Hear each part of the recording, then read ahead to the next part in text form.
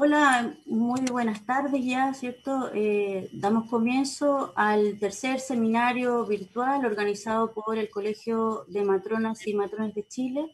Mi nombre es Mercedes Carrasco Portiño, presidenta del Comité Científico, quien tengo el honor, ¿cierto?, de hoy moderar esta actividad. Hoy nos acompañan, ¿cierto?, destacadas profesionales del área de ginecobstetricia y la neonatología para abordar, ¿cierto?, el tema que nos convoca hoy, que es COVID positivo, cuidados en la gestación, parto y recién nacido. Para dar comienzo, ¿cierto?, a esta actividad, voy a invitar a Anita Román Morra, presidenta de la Orden, a dar inicio y luego haré la presentación de nuestras invitadas. Bueno, buenas tardes a todas y todos los que están conectados y aún se siguen conectando.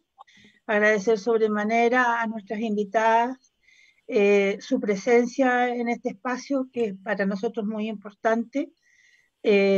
Conocer desde la ciencia y desde la sociedad, que precisamente está trabajando full en esta pandemia, ver cómo podemos manejar correctamente a todas nuestras gestantes, puérperas y recién nacidos COVID. Muchas gracias, doctoras. Gracias, Mercedes, por la invitación y que tengamos un muy buen seminario. Muchísimas gracias, Anita. Bueno, voy a dar comienzo, ¿cierto?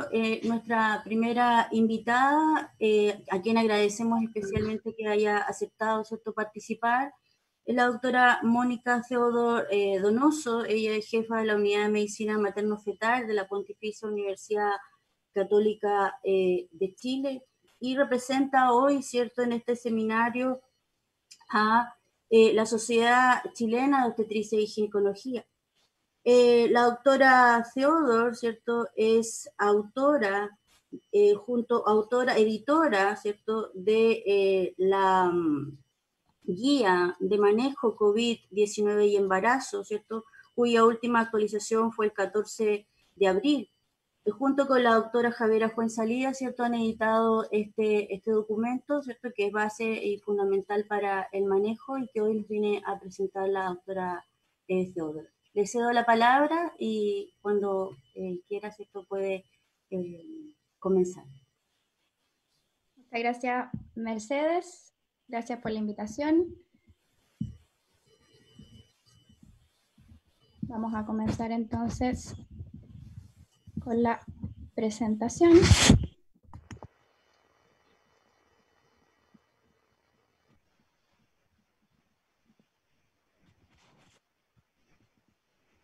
Entonces, para conversar sobre la embarazada COVID, el manejo en el embarazo y en el parto.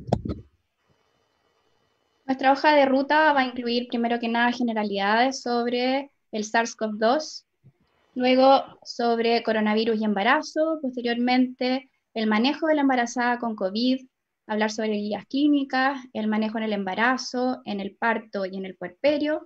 Posteriormente hablaremos sobre tamizaje universal y brevemente de embarazadas en general en tiempos de COVID.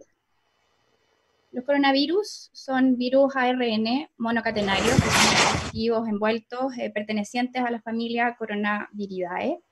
Presentan una amplia gama de huéspedes que incluyen tanto aves como animales de granja, mascotas, camellos y murciélagos, y en ellos provocan en forma primaria enfermedades respiratorias y gastrointestinales.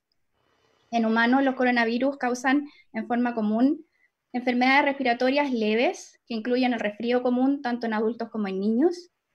Sin embargo, hay algunos que son causantes de epidemias anteriores que pueden producir enfermedades del tracto respiratorio bajo, como son el SARS-CoV, que es el causante del síndrome respiratorio agudo severo, y el MERS-CoV, que es el causante del síndrome respiratorio del Medio Oriente. Son virus con características similares, son zoonosis y constituyen una amenaza de salud pública que ha resultado en epidemias a través de la historia con mortalidad que ha sido importante. Sabemos que no existen tratamientos específicos antivirales contra los coronavirus ni tampoco vacunas existentes.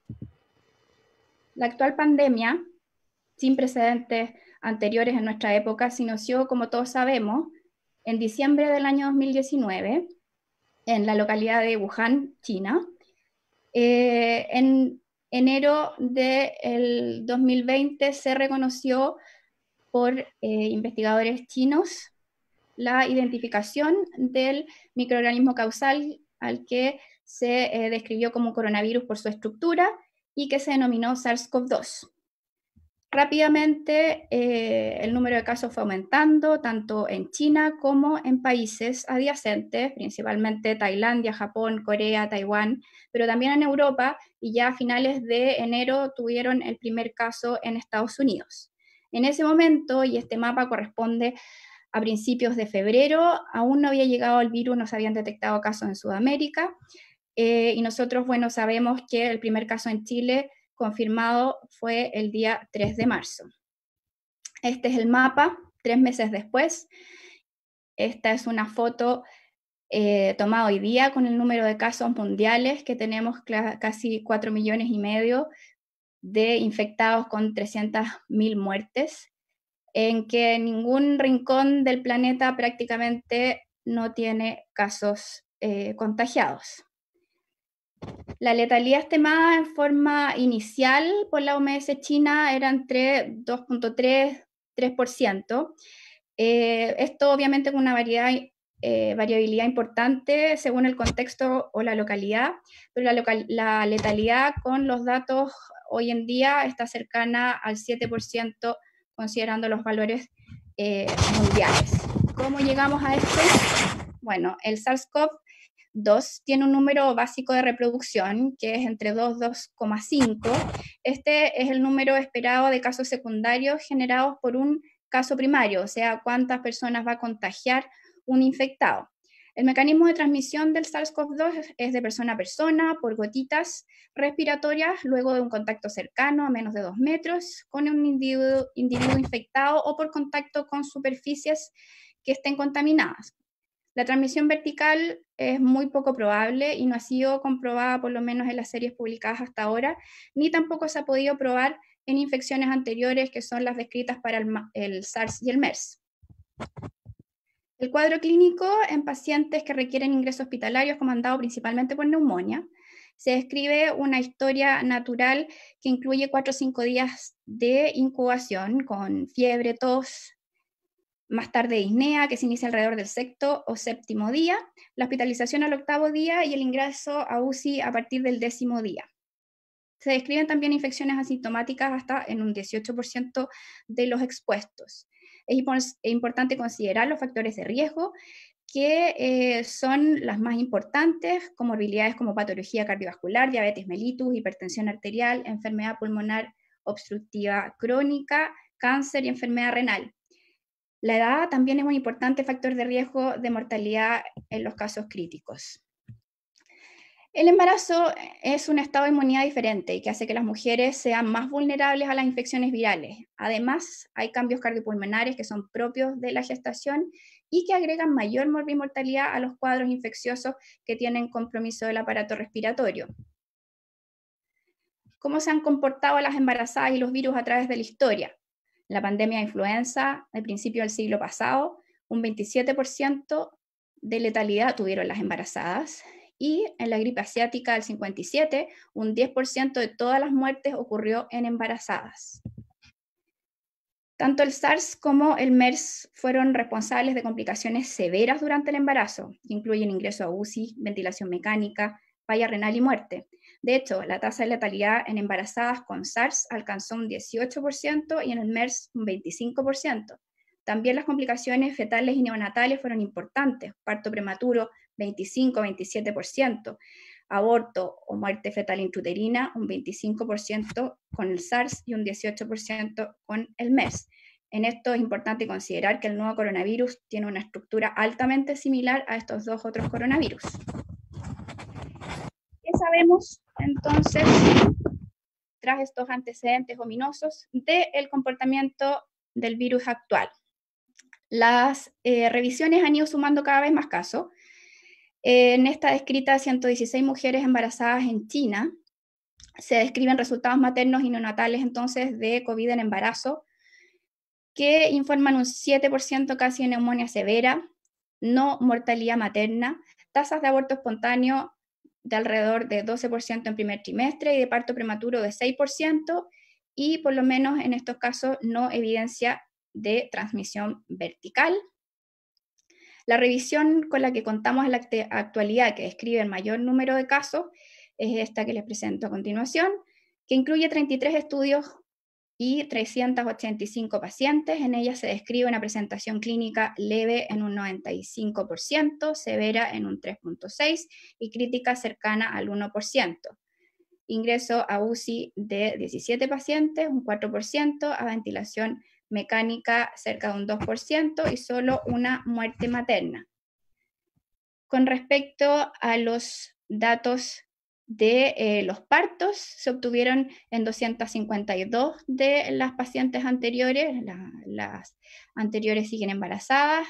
Aquí tenemos una tasa de cesárea que se describe en un 69%, y de los recién nacidos, que fueron 256, 4 solamente de ellos tienen PCR positiva. Hubo caso de 2 muertes fetales intrauterinas y un morti neonato. Aunque estos resultados pueden ser tranquilizadores en nuestra población de embarazadas relativamente, también se ha reportado en algún tipo de tiempo series de gestantes con casos severos y elevada letalidad. Esto debe mantenernos atentos entonces a datos emergentes sobre mortalidad materna, sobre todo en embarazadas en tercer trimestre. Ante esta evidencia emergente entonces y ante el desafío de brindar la mejor atención en este periodo de contingencia, la formulación de guías clínicas de manejo es fundamental. Existen varias guías de manejo de COVID y de COVID de embarazo a nivel mundial. A nivel local contamos con, primero que nada, el protocolo de manejo de casos SARS-CoV-2 en gestantes, puérperas y díadas, que fue publicado en marzo de este año por el Ministerio de Salud, y las guías de manejo COVID-19 y embarazo de la Universidad Católica. Las recomendaciones de manejo que voy a exponer a continuación están basadas principalmente en estas últimas guías y en la revisión que realizamos de la literatura para elaborarla. Así que agradezco desde ya a todo el equipo que ha trabajado, con los que hemos trabajado en conjunto para esta publicación. Mónica, disculpa que te interrumpa un segundo. Lo que pasa es que se escucha un ruido y probablemente es una hoja que está encima del teclado del computador o algo así. Para que tengas cuidado porque Entonces, una vez que ya tenemos definido el diagnóstico de COVID positivo en una embarazada, según las directrices que tenemos en nuestro caso del Ministerio de Salud, tenemos entonces que hablar ahora de lleno en el manejo de la embarazada COVID. Primero que nada, debemos realizar una estratificación de riesgo. Pacientes que tengan dificultad respiratoria, hemoptisis, dolor torácico, signos de deshidratación o de hipotensión postural, intolerancia a la ingesta líquida, confusión o lentitud mental o signos vitales alterados, deben ser pacientes que por estas características clínicas deben ser consideradas de alto riesgo. En este caso, las pacientes deben ser derivadas a hospitalizar con medidas de aislamiento. Siempre se debe avisar al lugar de derivación y se debe asegurar medidas también de aislamiento del personal que participe en el traslado. Una vez excluidas estas situaciones de alto riesgo, pacientes que no tienen estas características de severidad, pero que sí son portadoras de comorbilidades como hipertensión, diabetes, asma, VIH, patología cardíaca, respiratoria, renal, hepática, hematológica o pacientes en terapia inmunosupresora, pacientes que además tengan patología obstétrica o pacientes que no tengan posibilidad de cuidado, seguimiento o aislamiento correcto en el domicilio, deben ser derivadas a servicio de urgencia respiratorio con medidas de aislamiento para evaluación de severidad clínica y o de laboratorio. En este caso, de todas maneras, siempre tiene que avisarse al lugar de derivación y asegurar las medidas de aislamiento del personal de traslado. Las otras pacientes que no presenten ni las características clínicas en el momento de severidad, ni presenten antecedentes previos que requieran mayor evaluación, son candidatas entonces a realizar un manejo ambulatorio en domicilio por ser consideradas de bajo riesgo. En este caso, se realiza manejo ambulatorio con medidas de aislamiento, de reposo, manejo sintomático e hidratación. Acá es muy importante programar control vía telemedicina en 24 horas para evaluar evolución y programar posteriormente el control a seguir después de eso. A todas las embarazadas que sean derivadas para manejo ambulatorio se debe realizar recomendaciones de manejo en casa, de aislamiento y síntomas de alarma por el que debieran consultar.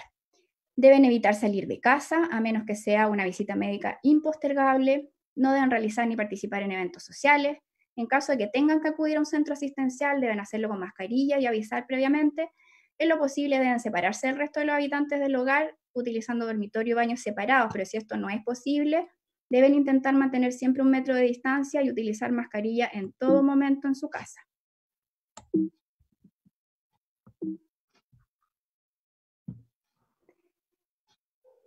Deben mantener medidas de higiene personal específicas, como la higiene de manos frecuente, que puede ser con agua y jabón o alcohol gel al 60%. No deben compartir sus artículos de higiene personal o los alimentos y utilizar pañuelo desechable o el antebrazo cuando tosan o estornuden para tapar su boca. Estos pañuelos deben ser eliminados en basurero cerrado y lavado posterior de manos. Deben evitar tocarse la cara.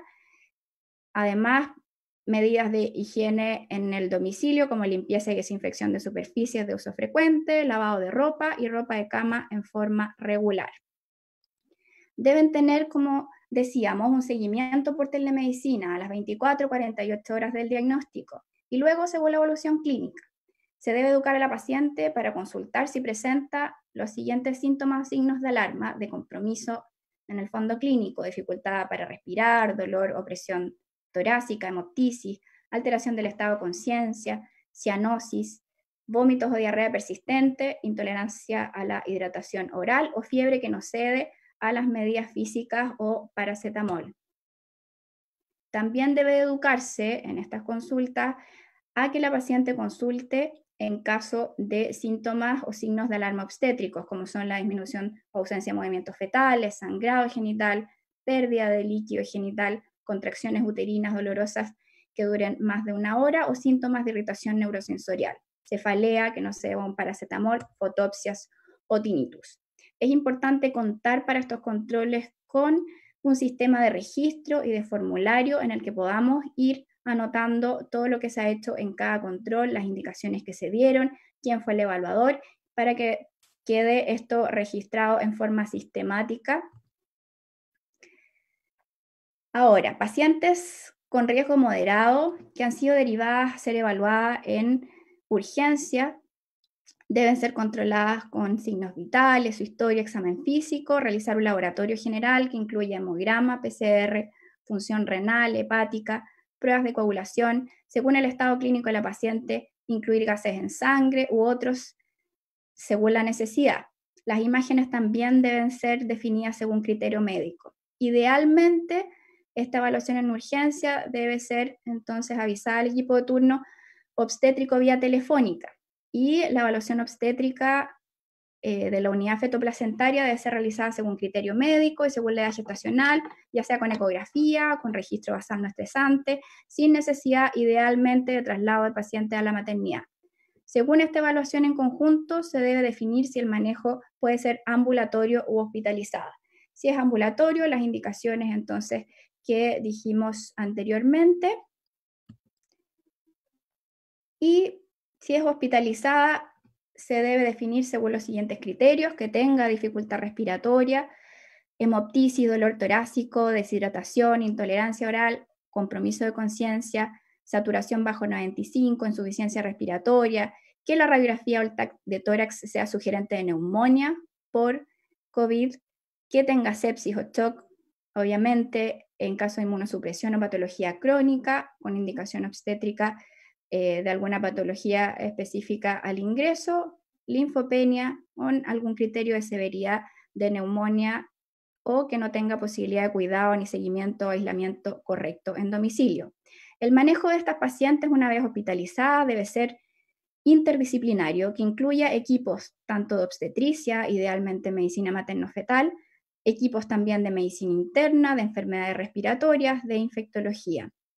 Debe estar aislada en sala, con aporte de oxígeno para saturar sobre 95%, medidas generales que incluyan hidratación, manejo sintomático con paracetamol, una monitorización materna de signos vitales cada 4 o 6 horas, monitorización con exámenes seguidos que incluyan hemograma, PCR, función renal y hepática, coagulación, gases, ácido láctico.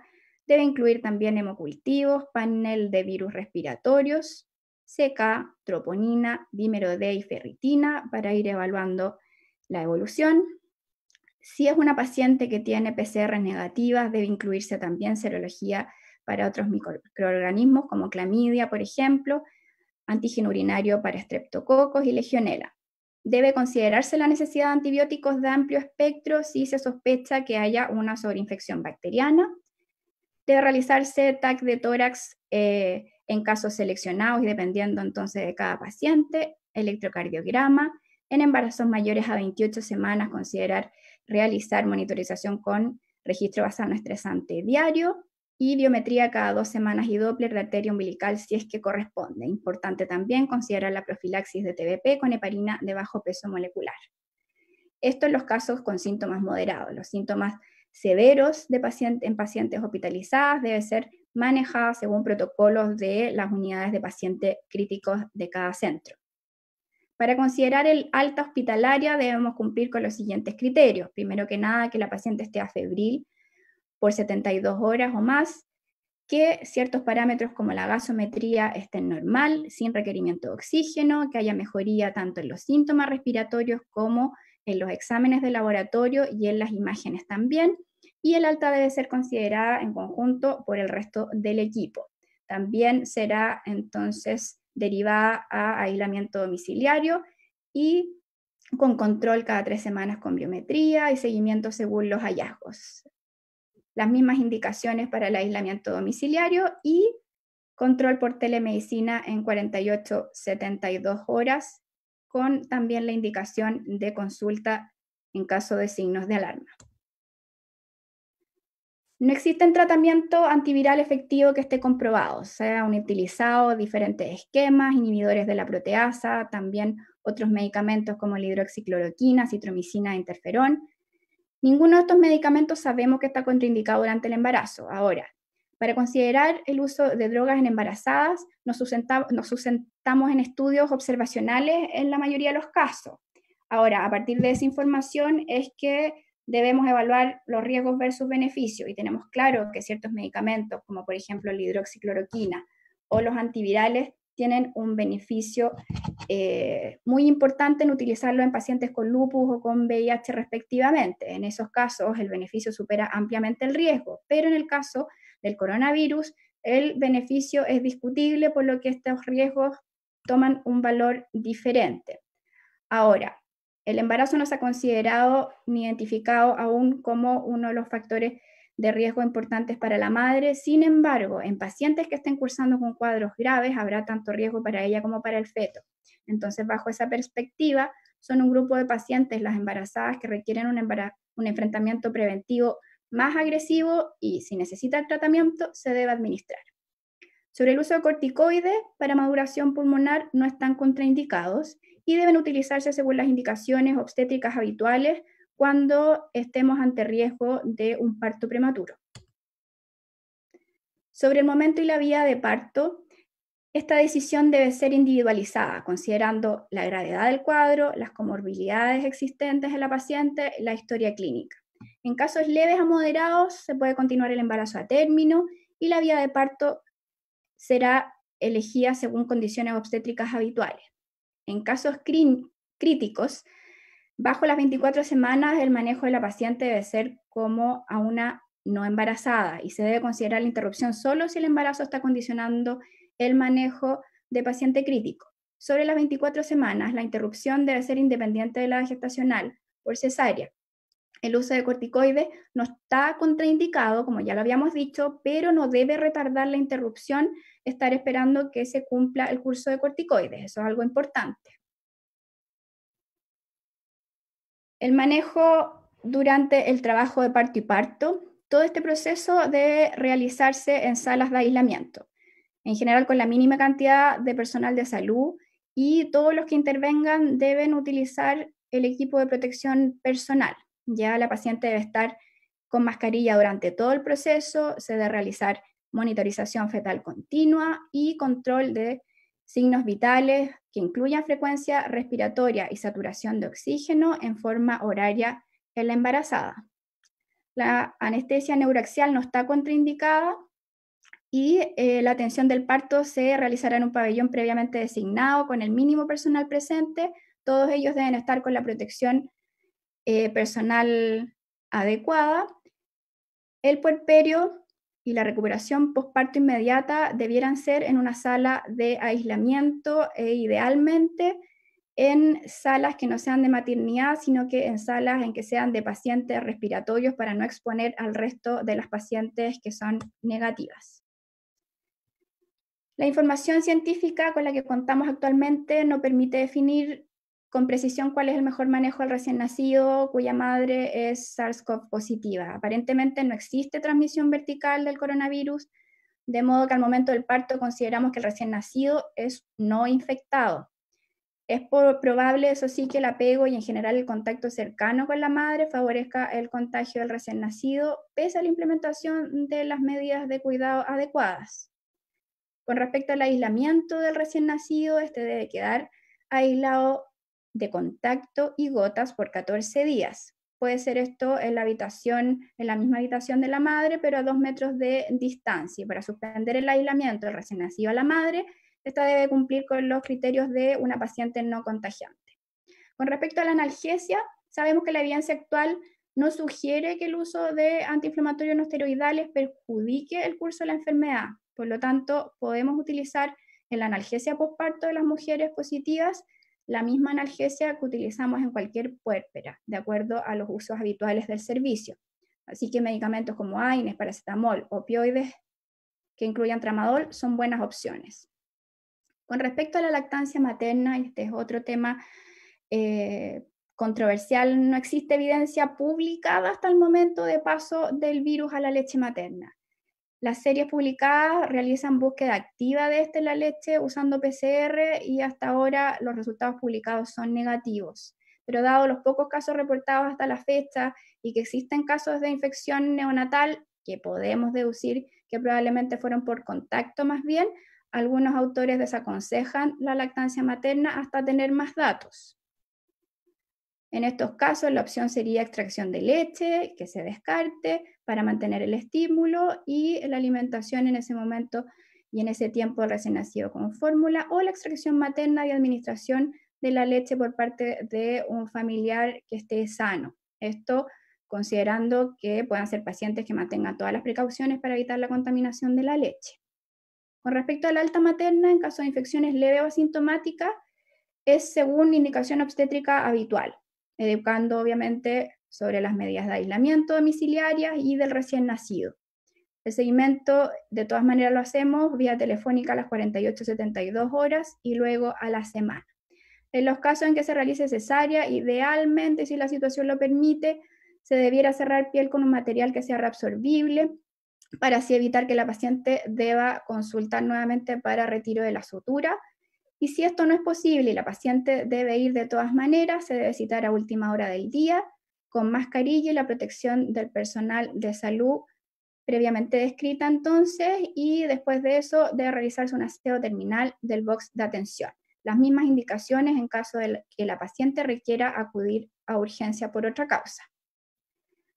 Cuando una vez completadas las 48-72 horas de puerperio y la paciente tiene indicación de seguir hospitalizada por su patología respiratoria, idealmente debiera mantenerse ingresada en la unidad correspondiente para manejo y seguimiento posterior por parte del equipo obstetricia o de materno-fetal como interconsultor. Esto con el fin de minimizar el riesgo de contagio de otras pacientes embarazadas, puérperas y recién nacidos, en el fondo tratar de evitar que esté en la misma unidad de la maternidad.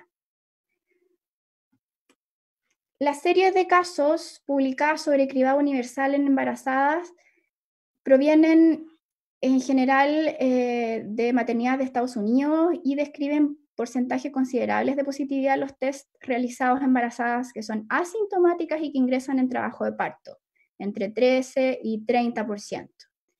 Incluso una de las series reporta que cerca del 90% de las pacientes que finalmente fueron positivas, que ingresaron en trabajo de parto, se encontraban sin síntomas respiratorios al ingreso. Esto concuerda con los porcentajes que conocemos sobre la forma de presentación asintomática de la enfermedad, pero basados en eso, creemos que se debiera realizar un criado universal a todas las embarazadas al momento de ingreso a la maternidad.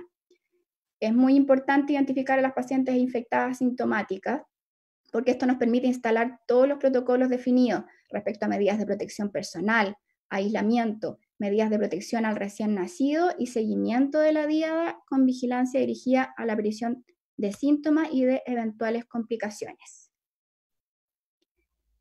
Basados entonces en un screening universal, es que hemos definido los manejos durante el trabajo de parto y en el posparto, dependiendo entonces si se trata de pacientes positivas, dependiendo de sus síntomas y dependiendo de también si el resultado está en el momento en que estemos atendiendo o no. En general, obviamente para una madre con una PCR negativa y asintomática, el manejo es el habitual. En pacientes en las que no tenemos resultado de PCR, hacemos un manejo similar al de pacientes positivas asintomáticas con síntomas leves, específicamente en algunos temas que son un poco más controversiales. Ocupamos aislamiento de contacto y gotitas en estos 3 casos. No tenemos clara evidencia sobre el momento del pinzamiento de cordón. En estos 3 casos permitimos el contacto piel a piel del recién nacido con una higiene de manos y tórax materno y mascarilla materna. La lactancia materna también en estos casos la permitimos, obviamente con todas las medidas de precaución personal y de aseo. El acompañamiento también está permitido, obviamente por una persona sana y asintomática con mascarilla. El alojamiento conjunto también, pero en caso de pacientes positivas ya definidas, debe mantenerse la cuna a una distancia de 2 metros, que es lo que está descrito en el aislamiento. Sobre el alta materna depende de cada una de las condiciones entonces. En pacientes positivas con síntomas moderados a graves, los manejos están descritos de forma diferente, principalmente la forma de parto, en que depende obviamente de la gravedad materna y de la urgencia de la resolución obstétrica. El aislamiento es el mismo que hemos ya descrito. En estas pacientes sí que recomendamos un pinzamiento precoz del cordón, y la lactancia materna también depende según la condición, la decisión materna y según la PCR también del recién nacido. Estos criterios sobre la suspensión del aislamiento han ido cambiando en forma frecuente en todo el mundo. Existen diferentes protocolos basados en clínica y también basados en laboratorio. El utilizar uno u otro depende principalmente de la disponibilidad que tengamos de realizar los exámenes. Los criterios de suspensión del aislamiento que planteamos nosotros para considerar a pacientes no contagiantes dependen de la severidad de presentación de la enfermedad. En caso de enfermedad leve, al menos deben tener 14 días de reposo desde el diagnóstico, con las últimas 72 horas asintomáticas, en este caso sin considerar PCR. En caso de enfermedad moderada que requirió hospitalización con o sin neumonía, deben tener 14 días asintomáticas post-alta y una PCR negativa. Y en caso de enfermedad grave que tuvieron requerimiento de ventilación mecánica, deben completar 28 días asintomáticas posteriores al alta y una PCR negativa. Los criterios que se consideran en Chile para el Ministerio de Salud no están basados en la utilización de la PCR y también dependen de la severidad de los síntomas que hayan tenido. Pacientes con casos leves al día 14 desde el inicio de los síntomas o desde el diagnóstico ya se consideran no contagiantes. Pacientes hospitalizados y dados de alta asintomático desde el día 14, desde el inicio de los síntomas, ya se consideran, o del diagnóstico ya se consideran no contagiantes. Los pacientes hospitalizados con síntomas respiratorios y sin fiebre, los 14 días luego del alta, y pacientes que han tenido compromiso de su sistema inmune a los 28 días desde que se inició los síntomas, sin considerar, como decíamos, el examen. Unas palabras finales sobre el control de embarazadas en general en tiempos de pandemia. Especialmente durante este tiempo de crisis, el rol de acompañamiento de educación se hace aún más necesario y nos permite entregar entonces a nuestras gestantes educación prenatal, información basada en la evidencia actual, nos permite generar espacios de tranquilidad y confianza y entregar herramientas y estrategias de ayuda. Permite pesquisar signos o síntomas que requieran alguna evaluación que sea más especializada, integrar a la mujer y a su pareja o familia en la toma de decisiones que impactan su salud y la de su hijo o hija que está por nacer. Nos permite mantener contacto con familias donde se han detectado necesidades especiales de apoyo. También nos permite dar apoyo y pesquisa de patologías específicas de salud mental, realizar evaluación, diagnóstico, solución y seguimiento de problemas de lactancia materna, y poder asesorar y orientar para la crianza temprana.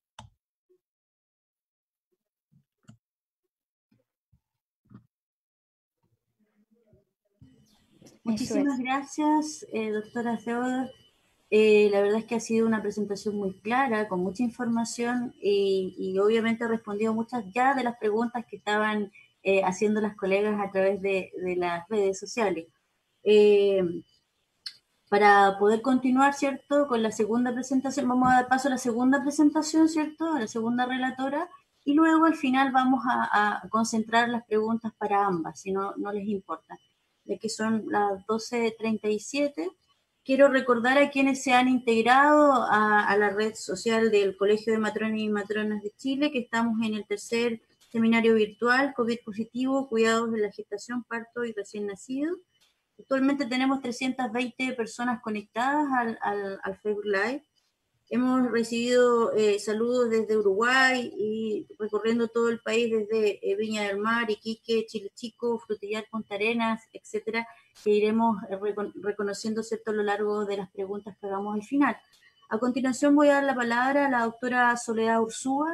La doctora Urzúa es neonatóloga de la Pontificia Universidad Católica de Chile. Tiene un fellowship en infectología neonatal y es presidenta de la rama de neonatología de la Sociedad Chilena de Pediatría, a quien agradecemos especialmente que aceptase nuestra invitación y le cedo la palabra para que pueda comenzar. Gracias. Muchas gracias, Mercedes. Agradezco la invitación. Voy a proceder a compartir mi pantalla.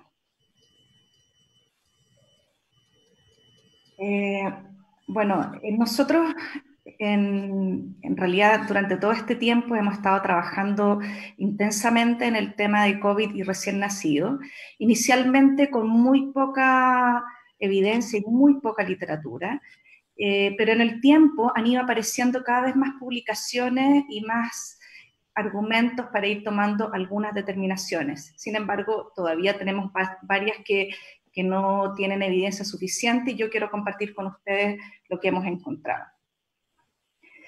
Esto ya lo he puesto en otras presentaciones, pero lo pongo porque me parece interesante que esta noticia que fue publicada como a mediados de abril, donde se daba a conocer el caso de una recién nacida positiva en el sur del país y que había evolucionado con un poco de dificultad respiratoria. Esto es lo primero que aparece como en nuestro país en relación a posibilidad de contagio de un recién nacido. Quiero recordarles que las vías de contagio de un recién nacido son varias. Primero, durante la vía intrauterina a través de la placenta, y es lo que nosotros denominamos la transmisión vertical, en una publicación en el Acta Escandinava de Obstetricia, sugieren que uno podría pensar en una infección de origen vertical cuando se aísla el virus en sangre de cordón o durante las primeras 12 horas de vida. La otra vía de contagio es el canal del parto, y esta misma publicación refiere que uno podría considerarla cuando se toma una PCR al nacer o se aísla en una PCR durante las primeras 24 o 40, después de las 24 y hasta las 48 horas de vida. Las otras vías de contagio posibles de cualquier infección es la leche materna, que ya todos sabemos, y la última vía de contagio es la horizontal, y yo creo que aquí la lactancia materna se mezcla un poco con la posibilidad de un contagio horizontal. Si bien estas vías no están demostradas todas para el recién nacido, uno las tiene que considerar como posibles. Nos vamos a enfocar entonces a hablar algunas evidencias que tenemos. En relación a la transmisión vertical, si bien todavía no hay claridad, hay algunos indicios que sugieren que pudiese ser posible. Por ejemplo, tenemos reporte de IgM e IgG positivas en recién nacidos, en 3 recién nacidos que están publicados en madres COVID positivo. En ellos las PCR fueron negativas, pero se hizo IgM e IgG y estas fueron positivas. Esto es cuestionado en las mismas revistas donde es publicado el reporte, dada la posibilidad de falso positivo o de cruce con otros microorganismos, pero de todas maneras esto está publicado. También hay publicado en 2 trabajos el aislamiento del virus y de partículas virales en placenta, una en un parto de 28 semanas y el otro en un aborto de segundo trimestre. Si bien esto no es sinónimo de transmisión vertical, también podría sugerir que es una posibilidad. Otras publicaciones que hacen referencia a una posible transmisión vertical son las que les pongo aquí. La primera es en un recién nacido de 32 semanas, hijo de una mamá muy grave, donde se obtiene líquido amniótico y se realiza una PCR que es positiva.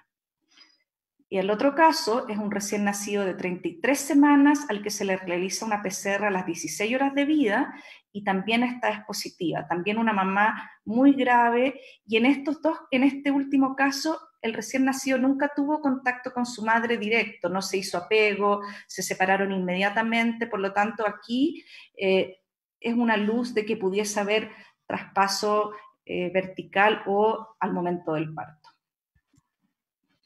En relación a la lactancia materna, quiero decir primero que de los coronavirus anteriores conocidos, me refiero al SARS-CoV-1 y al MERS, en estos se estudió en muy pocos casos la leche materna, por lo tanto no es una evidencia sólida como para decir que en esos virus no se transmitió a través de la leche materna.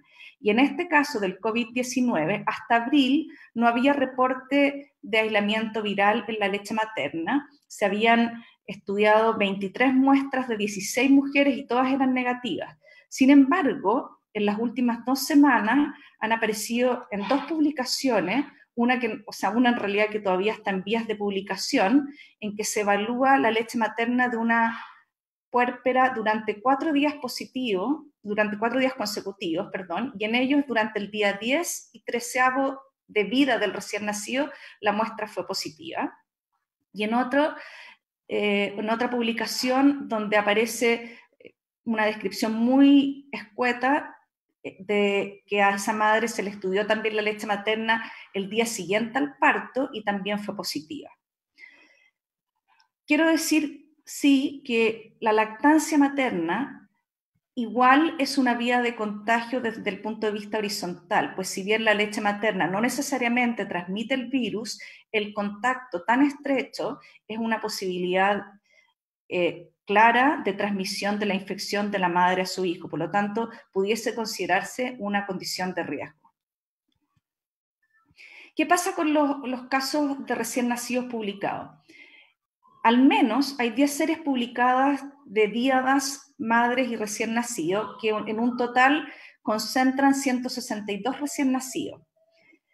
En estos casos publicados, más o menos el 90% fueron cesáreas, alrededor de un 30% fueron partos prematuros, muchos de ellos dados por la condición materna y no porque se desencadenara un parto prematuro propiamente tal.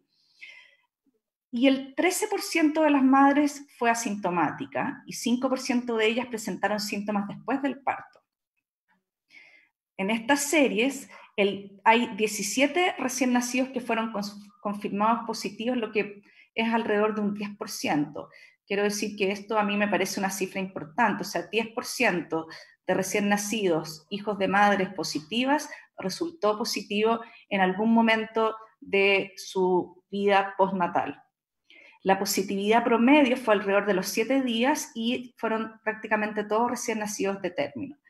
De estos, el 9% fue sintomáticos en forma importante.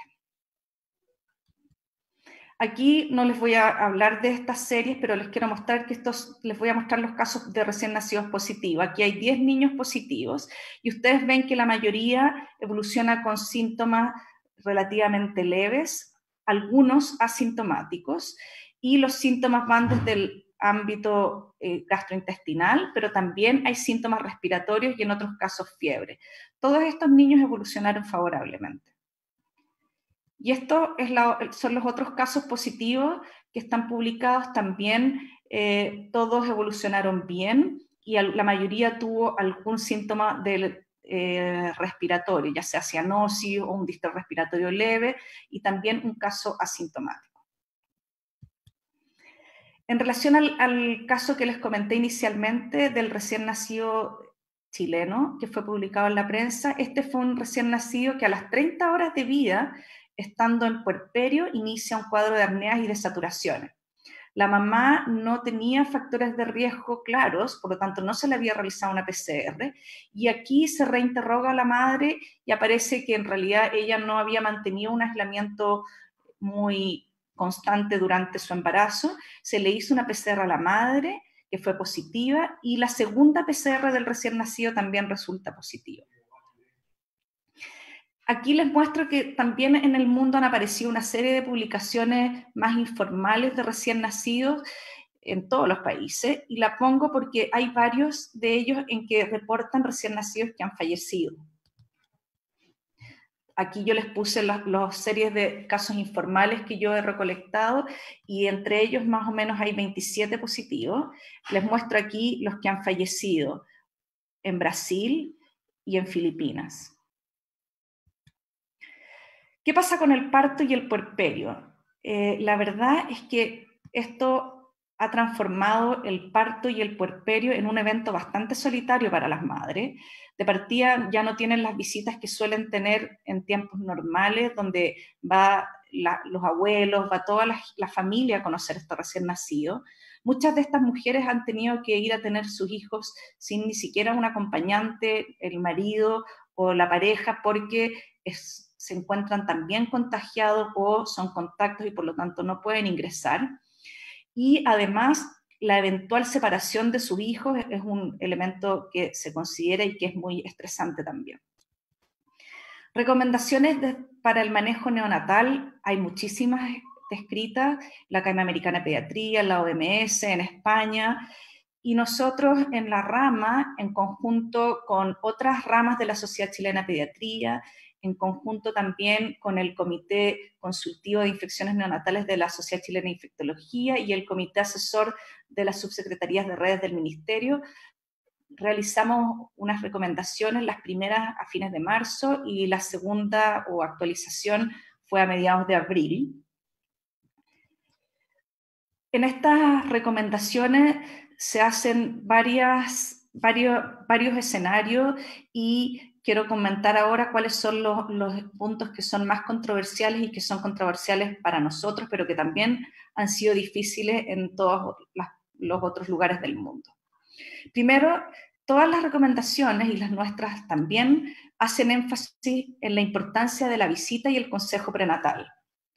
Es muy importante tener una conversación con esa madre, explicarle cuáles son los riesgos a los que se puede exponer, cuáles son los riesgos que puede tener su recién nacido y cuáles son las opciones y las conductas posibles que se pueden tomar.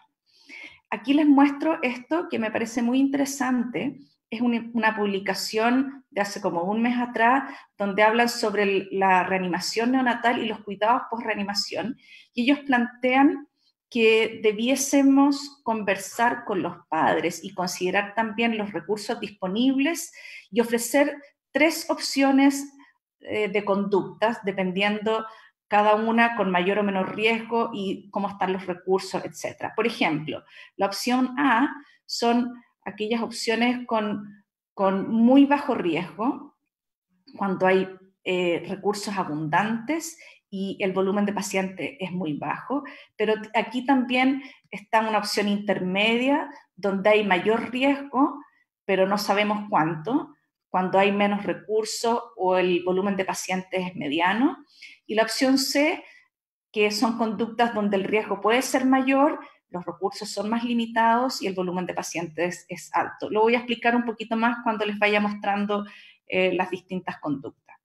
Por ejemplo, aquí dice, esta es lo que está publicado en este trabajo, el riesgo de transmisión al recién nacido. En la opción A, el riesgo es muy bajo. En la opción B, es desconocido pero posible. Y en la opción B, el riesgo es mayor. ¿Qué pasa con los cuidados en el parto? Esto voy a hablar muy cortito, pero quiero decir que estos partos debiesen ser siempre en un centro hospitalario y la recomendación es que sean centros en los que se tiene la posibilidad de ofrecer cuidados intensivos a la madre y al recién nacido.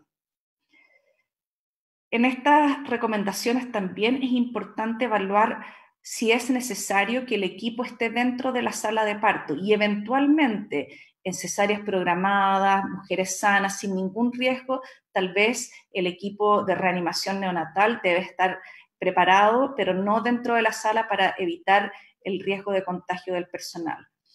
En todo lo que ahora implica atención de pacientes con posible contagio o con COVID-19 confirmado, hay un punto que no era relevante o tan relevante anteriormente, y es el riesgo que tiene el equipo de salud de contagiarse. Y eso entra hoy a la ecuación y por lo tanto disminuir el personal expuesto también es importante. En relación a la reanimación neonatal, puede hacerse dentro de la misma sala donde se atiende el parto, manteniendo una distancia entre la cuna de reanimación y la mesa o la sala, la camilla de parto de al menos 2 metros. Se puede realizar la atención en la incubadora para disminuir también la posibilidad de que el reanimador esté en contacto con fluidos corporales que puedan tener virus.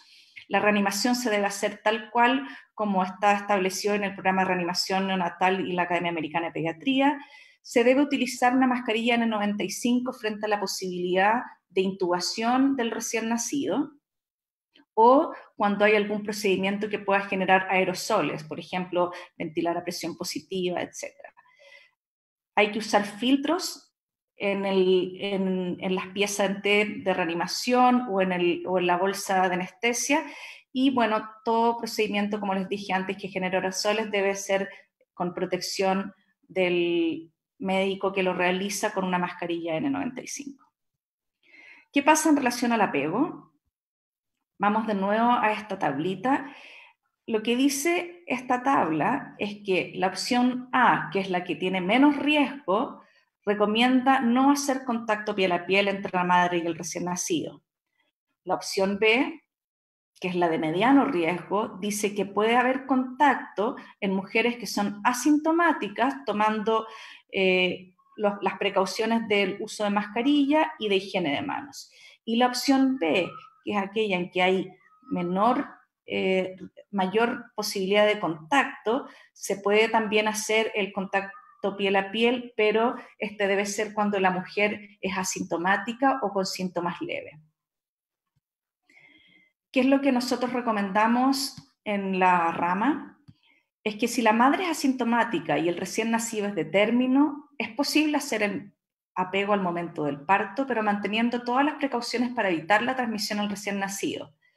Si la madre, en cambio, es sintomática o el recién nacido prematuro, no recomendamos el contacto a piel al momento del parto.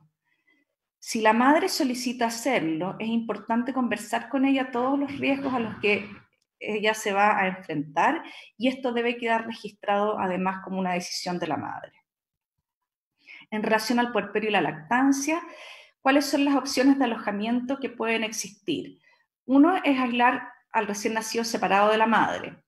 Esto quiere decir, por ejemplo, a la madre en una sala aislada de puérperas sanas y el recién nacido hospitalizado en neonatología, ya sea en un box individual o en salas especiales o zonas aisladas de otros recién nacidos.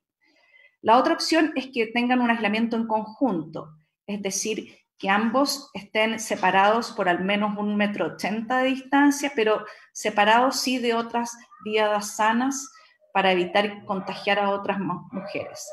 Y por último, el aislamiento separado, pero en puerperio. Esto quiere decir que la madre queda en una sala separada de otras sanas y el recién nacido en puerperio, pero también en una sala donde esté solamente el recién nacido u otros recién nacidos en la misma condición, y se junta a la madre con su recién nacido para los momentos de la lactancia. ¿Qué pasa con la lactancia materna? Como les decía, la evidencia es escasa. En los primeros estudios que hay publicados donde se habían estudiado las 23 muestras era negativo, ahora tenemos la duda, pero existe la posibilidad de dar pecho directo cuando la madre es asintomática o tiene síntomas leves. Puede también dar leche materna extraída cuando las mamás tienen síntomas, ya sean moderados o severos, y están en condiciones de extraerse la leche, o utilizar fórmulas si la madre está muy enferma o no puede extraerse leche. Por supuesto que si el recién nacido se hospitaliza, el que la madre pueda ir a darle leche, eso queda descartado. Al alta, la verdad es que es un tema complejo porque mantener el distanciamiento social es muy difícil, sobre todo entre la madre y el recién nacido. Por lo tanto, es importante que la estadía en puerperio o dentro del hospital sea aprovechada también en educar y modelar cómo la madre debe mantener la distancia y cómo debe realizar todas las medidas de protección. Es muy importante informar todos los riesgos que tiene y las opciones de manejo de su recién nacido y estar reforzando esto constantemente. Si es factible, ojalá uno le pueda proveer ciertos insumos para asegurar el control ambulatorio y el seguimiento cercano.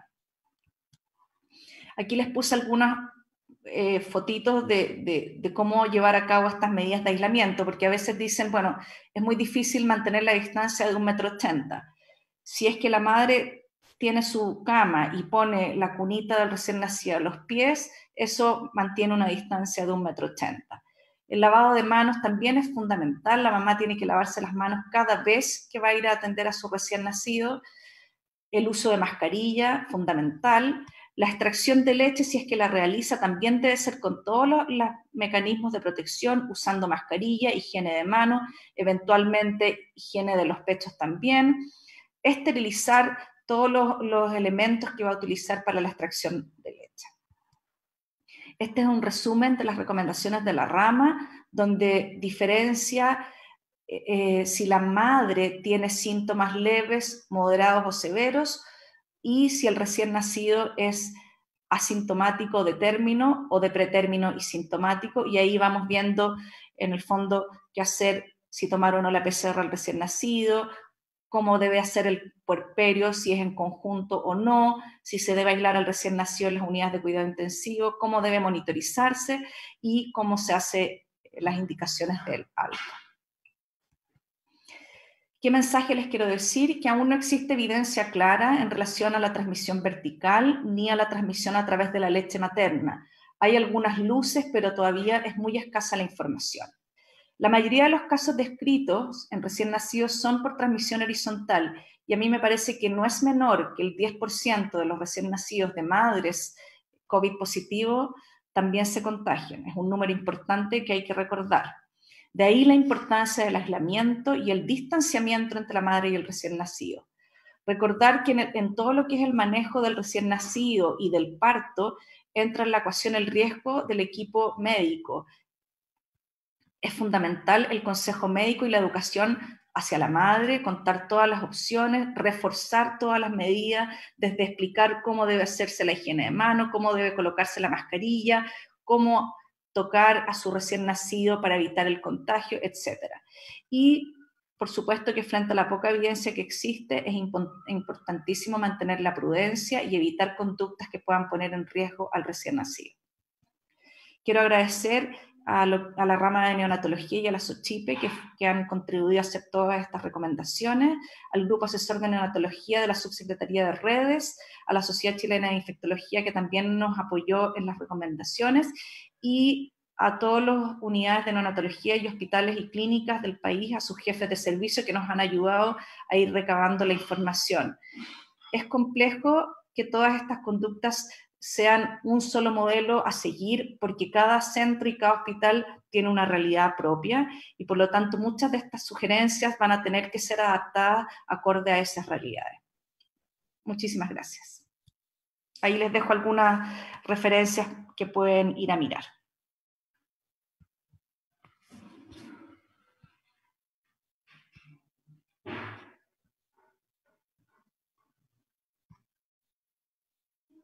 Mercedes, no se escucha lo que estás hablando.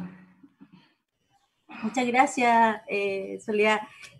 Bueno, agradecer su presentación, la verdad es que ha sido muy clara. Ambas han mostrado evidencia, ¿cierto?, científica actualizada respecto a el manejo tanto en el área obstétrica como neonatal. Yo quiero felicitarlas abiertamente frente al auditorio, que en este momento tenemos 355 personas conectadas y más de 100 comentarios respecto a este seminario. Hay personas conectadas de México, Perú, Bolivia, Uruguay y a lo largo de todo el país. Así que la verdad es que ha sido un éxito y quiero compartir con ustedes este comentario. Respecto a las preguntas, como la doctora Ursúa ha finalizado, voy a tocar algunas de las que hacen relación a su presentación y luego le preguntaré a la doctora Teodoro. Doctora Ursúa, mire, comenta una colega, la doctora Castro, que ha revisado evidencia respecto a los recién nacidos que han sido estudiados, ¿cierto?, de madres COVID positivas, especialmente un estudio que usted también hace alusión de Perú, donde muestran que el Apgar del recién nacido, en este caso, era normal. Y obviamente dice que ha sido cuestionado, ¿cierto?, si fue transmisión vertical u horizontal, ¿no? ¿Qué le podría responder a la doctora Castro en este sentido?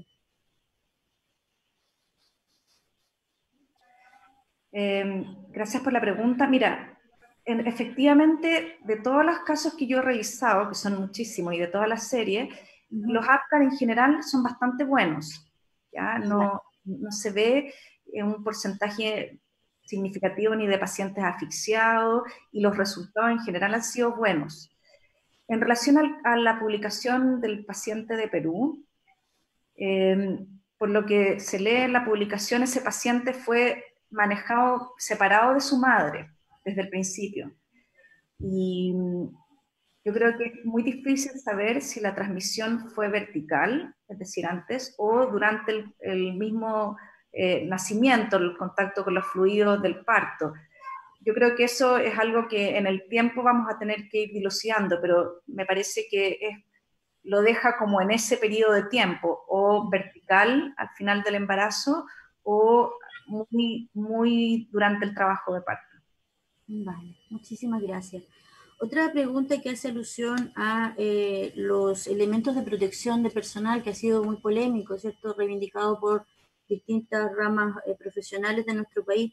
Menciona una colega que podría reforzar si el uso de mascarilla número 95 solamente se recomiendan para la reanimación o también para la atención del recién nacido o la atención, en este caso, del parto en la mujer, ¿no? Mira, yo voy a hablar del tema del recién nacido. La mascarilla N95 se recomienda cuando hay riesgo de aerosolización. Los procedimientos que producen aerosolización son la intubación, la ventilación a presión positiva, la aspiración de secreciones en un paciente que está intubado.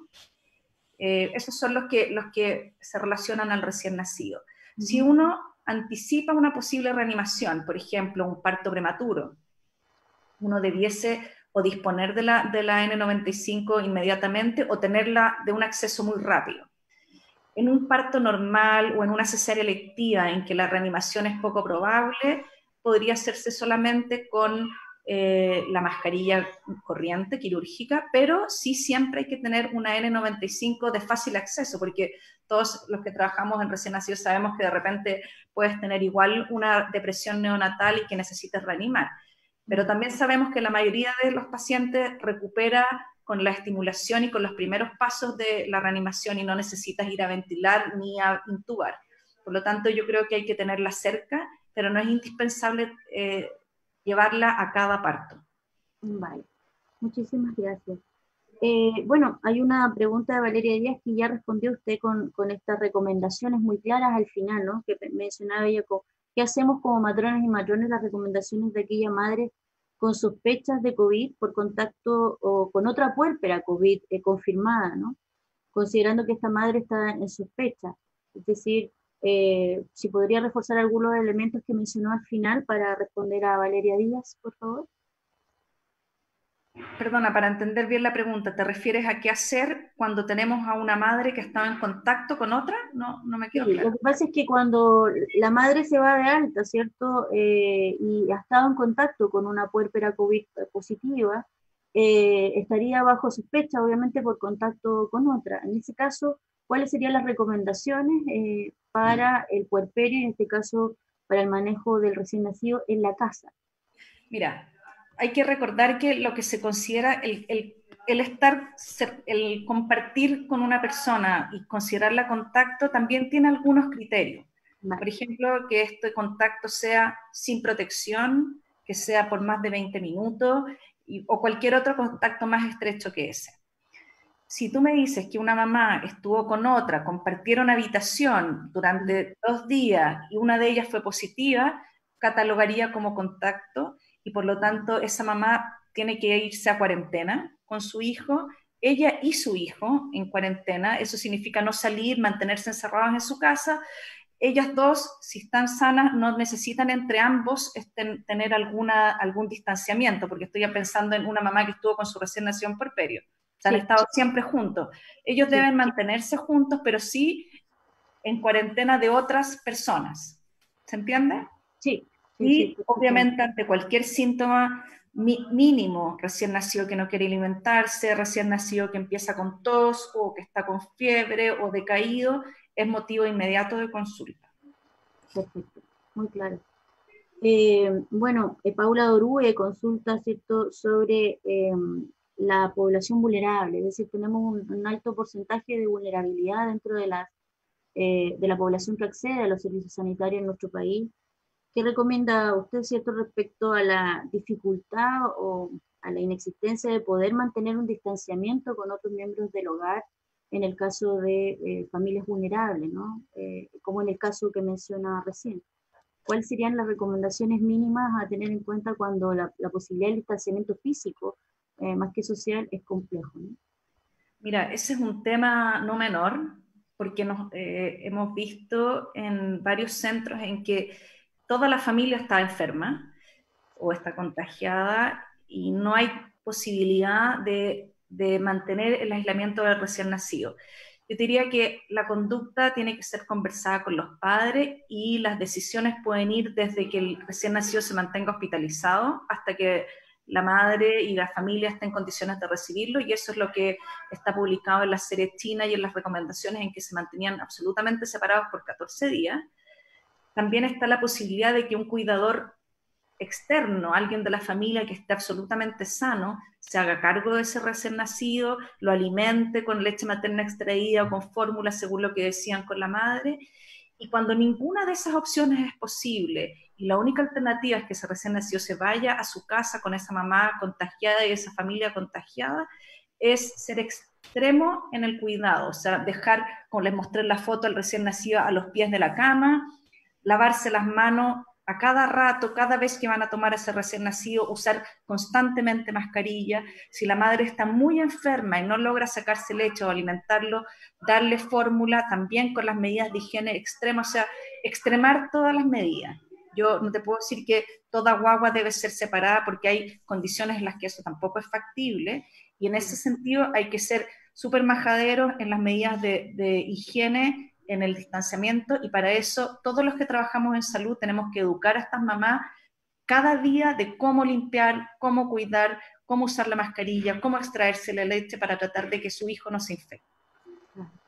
Vale, muchísimas gracias, doctora Ursúa. Bueno, ahora voy a pasar algunas preguntas a la doctora Feodor.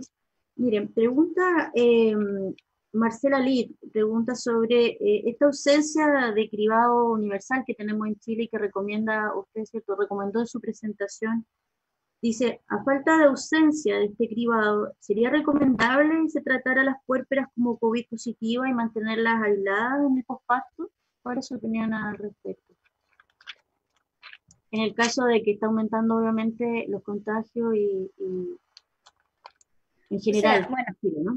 Basados en la evidencia que tenemos ahora, que es específicamente, eso sí, no en embarazadas circulantes ni embarazadas que han ido a sus controles prenatales, sino que específicamente en embarazadas que han ingresado a las maternidades en trabajo de parto, debiéramos pensar, y sobre todo ahora que hay cada día mayor número de virus circulante, en intentar pensar en que, claro, todas las pacientes son posibles pacientes infectadas. Ahora, obviamente, la recomendación principal es hacer un cribado universal. En caso de que eso no se pueda hacer, desde el punto de vista de elementos de protección personal básicos, como sería la mascarilla quirúrgica simple, mascarilla, protección ocular, guantes, higiene de manos importante, debiéramos tratar a todas las pacientes así. El aislamiento también creo que es una medida importante, pero que llevado a la realidad nacional tampoco es algo que pueda ser muy posible, pero obviamente nosotros, por lo menos a las pacientes que no tenemos el diagnóstico, la mantenemos desde el punto de vista de elemento de protección personal como si fueran positivas hasta no tener el resultado. Vale, muchísimas gracias. Comenta Alejandra que ha escuchado una conferencia española que mencionaban que los primeros casos detectados en ese país se confundían, en caso de gestantes, se confundían con síntomas de preeclampsia. ¿Qué sabe usted al respecto? Si conoce este tipo de afirmaciones, ¿no? Sí, hay un síndrome que justamente han descrito los españoles, que sería como símil a preeclampsia. En el contexto de ellos tienen diferentes exámenes en los que pueden diferenciar si realmente se trata de una preeclampsia o si tiene síntomas que son más bien manifestación del COVID que son similares a preeclampsia. Nosotros en realidad no contamos con exámenes de ese tipo, por lo menos acá en Chile. Entonces es difícil diferenciar. Por lo menos son solo ellos los que han descrito esos casos. Nosotros acá no hemos tenido, por lo menos por el momento, casos parecidos descritos. Ahora, es importante recalcar que si bien existe esta entidad que puede imitar una preeclampsia, nosotros y en cualquier otro lugar debemos considerar por frecuencia y por importancia que se trata de una preeclampsia si tenemos la sospecha. O sea, es más probable que sea una preeclampsia, además asociada a la infección por coronavirus, que una entidad descrita y más bien rara que sería una preeclampsia, un COVID imitando una preeclampsia. Así que eso es importante considerar. Vale, muchísimas gracias. Catalina Beltrán pregunta, en alusión al caso conocido de Rancagua, de una puérpera de 30 días, ¿cierto?, que se le asocia con hemorragia y COVID, pregunta si existe algún tipo de evidencia sobre la relación entre hemorragia en las puérperas y, obviamente, y COVID, si existe algún tipo de sintomatología o de resultado, ¿cierto?, perinatal asociado al COVID que sea más grave en el caso, ¿cierto?, de estas mujeres. Por lo menos descrito En casos publicados hay más bien descripción de relación con coagulopatía trombótica, más que complicaciones hemorragíparas. Vale, muy bien. Voy a continuar. A ver, Rodrigo González comenta, ¿cuál sería la recomendación de seguimiento en la atención primaria de gestantes asintomáticas o con síntomas leves, dice, de disponer recursos de seguimiento ecográfico? ¿Hasta cuándo seguir con biometría y Doppler? La indicación de la ecografía, principalmente básica con biometría, es la de cualquier embarazada, que debe tener sus controles ecográficos y sobre todo, bueno, en el tercer trimestre en que nos importa tener la información sobre la biometría. El Doppler, como debemos saber, en cualquier embarazada tiene ciertas indicaciones y no estaría entonces indicado en todas las embarazadas, sino en pacientes que tengan cierta patología específica del embarazo, como una restricción de crecimiento intrauterino. Vale, muy bien.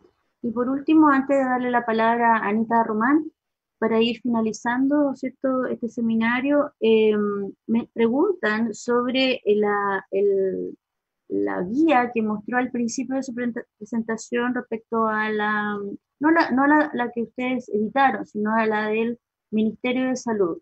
Preguntan si es oficial o sigue sin firma, porque esa es la que ha circulado sin firma oficial, ¿no? Por lo tanto, no hay una justificación de su implementación en las bases, ¿no? ¿Qué sabe usted de eso? Bueno, eso va más allá de lo que puede corresponder a nosotros, a la SOCHOC, en verdad. Es algo que es la misma guía con la que contamos todos y que salió en marzo de este año, que no ha tenido mayores actualizaciones y que está en las condiciones que todos sabemos. Eso va más allá de lo que nosotros como sociedad obstetricia podemos manejar en realidad. Sí, no, yo le agradezco, obviamente que va en consonancia con lo que todos sabemos, ¿no? Bueno, agradecer a ambas de manera muy especial porque hemos tenido muchos comentarios, felicitaciones para ambas expositoras. Yo ahora le voy a dar, antes de darle la palabra a ustedes para que se despidan, le voy a dar la palabra a Anita Román, por favor, para que haga una intervención como presidenta, ¿no?, del Colegio de Matrones y Matrones de Chile respecto a la temática de hoy. Anita. Y bueno, yo quiero hacer algunas apreciaciones desde el colegio, en realidad. No solo agradecer porque ha sido muy clarificadora, sino que además el seminario de hoy ha reforzado la necesidad urgente de en esta epidemia, en esta pandemia, la gestante, el parto y el recién nacido sean tratados en forma institucional, porque la urgencia en cualquiera sea de los tres casos tiene que estar cercana, muy cercana a la posibilidad de la resolución de urgencia, tanto la madre como el recién nacido. Ya recordar también el trabajo de equipo que hemos tenido como siempre ha sido entre matronas y matrones y médicos y médicas, ¿ya? ¿Y por qué hago esta alusión? Porque lamentablemente nosotras, precisamente las matronas todas, yo me atrevería a decir que el 90% que tiene el mundo, que está en el mundo laboral, no en el mundo de otro lugar, que no sea los centros de atención, atendemos pacientes muy vulnerables. Y en esa vulnerabilidad, ¿no? Precisamente son los nudos de las recomendaciones, porque el espacio de atención de la red es el que hoy día no está oficializado. Y hacer hincapié a todas las colegas que nos están viendo, que como colegio estamos solicitando que se oficialicen los protocolos que hablaron ambas, ¿ya? Y yo sé que participaron, y que es una línea que es necesaria y urgente para poder, en el fondo, tener claridad de la acción que se va a realizar, porque lo que hemos visto hoy, que por no estar firmados aún por la autoridad sanitaria, hay organizaciones locales que no han permitido, tal como ha dicho mucho de la sociedad civil, cumplir con ciertos derechos que pueden ser implementados si es que no hay gravedad en el caso ni en el cuadro. Entonces, en esos espacios nosotros seguiremos pidiendo no solo elementos de protección personal, sino que además la firma de estos protocolos para que se oficialicen, porque es necesario y urgente. Y por último, hacer un saludo a todos estos equipos, porque somos como equipo la primera línea de la salud sexual y la salud reproductiva, que esto significa una atención de continuidad y que en catástrofe no puede suspenderse. Gracias. Muchísimas gracias, Anita. Voy a dar la palabra a Soledad Ursúa para que cierre, ¿cierto?, su presentación en este seminario, y luego a la doctora Theodor. Muchas gracias por la invitación. Solo recordar que todo lo que nosotros hablamos hoy día y estas recomendaciones pueden y van a ir cambiando en el tiempo a medida que vayamos teniendo más evidencia, que es una enfermedad nueva de la que sabemos muy poco y que con el tiempo podremos ir aportando un poquito más. Y por último también decir que estas recomendaciones que tiene la rama de NEO están disponibles a través de la SOCHIPE, también están siendo actualizadas para una próxima publicación y que son avaladas por la Sociedad Chilena de Pediatría, pueden tener acceso y obviamente cada centro y cada hospital o clínica tendrá que ajustarlas de acuerdo a sus recursos y a la realidad que tenga. Así que muchas gracias de nuevo, cualquier cosa en que pueda ayudar, aquí estamos. Muchísimas gracias. Doctora Theodor. Bueno, yo quiero primero que nada agradecer a todo el equipo que trabaja conmigo y que han sido los que han elaborado estas guías que hemos podido publicar y que vamos a seguir actualizando, a los del equipo de la Unidad de Medicina Materno-Fetal y Departamento de Obstetricia. Y quiero recalcar la importancia, que no era el tema de esta presentación, pero sí del control prenatal de todas las embarazadas en esta época de pandemia. Nosotros como país somos un ejemplo en cuanto a salud materna y perinatal, y eso está dado principalmente por el trabajo y el rol de las actoras principales y actores principales, que son las matronas y matrones. Entonces, es importante que se mantenga ese control prenatal y que podamos mantener, porque tenemos riesgo de que todas nuestras estadísticas puedan empeorar en estas condiciones. Entonces, recordar también que la telemedicina no es solamente esto, no es vernos en una cámara, la telemedicina incluye las llamadas por teléfono, entonces eso también es algo que tenemos que considerar en el seguimiento de nuestras embarazadas para seguir manteniendo su salud en las mejores condiciones. Eso. Muchas gracias por la invitación.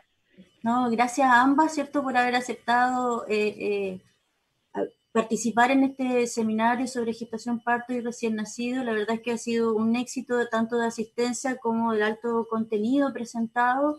Yo quiero recoger las últimas palabras de la doctora Theodor respecto a esta reivindicación, ¿cierto?, de los grandes logros en las estadísticas que son ejemplo a nivel mundial en salud materno-infantil de nuestro país, ¿no? Y lo que menciona Anita Román respecto a la presencia del profesional y la profesional de la matronería en la continuidad de la atención, es decir, ¿cierto?, como un profesional activo y muy importante en la salud perinatal, ¿no?, tanto desde la gestación, bueno, desde antes, obviamente, pero en este caso, alusivo a este seminario, desde la gestación hasta la atención, ¿cierto?, del recién nacido o en el caso de los neonatos que necesiten hospitalizarse. Esto hace, quiero hacer un llamado, ¿cierto?, a que las colegas, tanto de nuestro país como de Latinoamérica, que nos acompañen, que ya he mencionado ¿cierto? Aquellos de países vecinos que tienen un estrecho vínculo con la matronería de nuestro país, ¿cierto? Sigan basando, ¿cierto?, su accionar en la mejor evidencia científica, y yo creo que el quedar este seminario va a quedar grabado, quiero también mencionarlo, queda grabado en Facebook del colegio, así que cuando quieran acceder a ello podrán volver a retomar la información que dieron nuestras invitadas, ¿cierto? Y como bien dijo la doctora Ursúa, están disponibles los documentos en la Sociedad Chilena de Pediatría o la Sociedad Chilena de Obstetricia y Ginecología.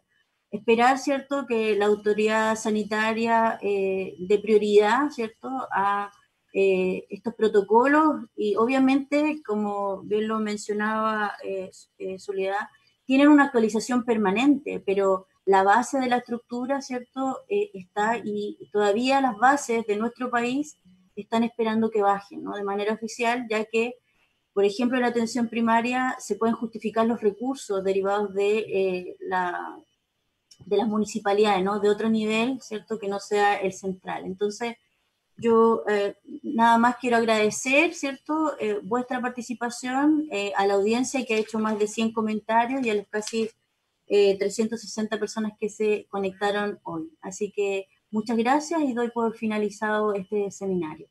Hasta la próxima. Gracias. Chao, gracias. No se desconecten todavía porque